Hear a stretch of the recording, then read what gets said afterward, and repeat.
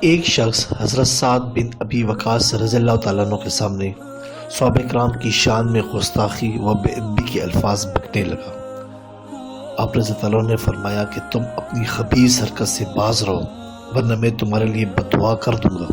اس گستاخ و بے باک نے کہہ دیا کہ مجھے آپ کی بددعا کی کوئی پرواہ نہیں، آپ کی بددعا سے میرا کچھ بھی نہیں بگڑ سکتا۔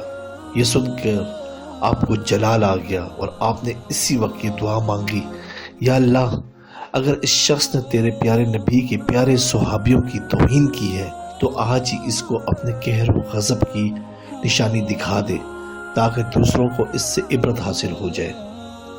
اس دعا کے بعد جیسے ہی وہ شخص مسجد سے باہر نکلا تو اچانک ایک پاگل اونٹ کہیں سے دوڑتا ہوا آیا اور اس کو دانتوں سے پچھاڑ دیا۔ اس کے اوپر بیٹھ کر اس کو اس قدر زور سے دبایا کہ اس کی پسلیوں کی ہڈیاں چور چور ہوئی اور فوراً ہی مر گیا۔ یہ منظر دیکھ کر لوگ دوڑ دوڑ کر حضرت سعد رضی اللہ عنہ کو مبارکباد دینے لگے کہ آپ کی دعا قبول ہو گئی، اور صحابہ کرام رضی اللہ تعالی عنہم کا دشمن عبرت کا نشان بن گیا۔ سبحان اللہ۔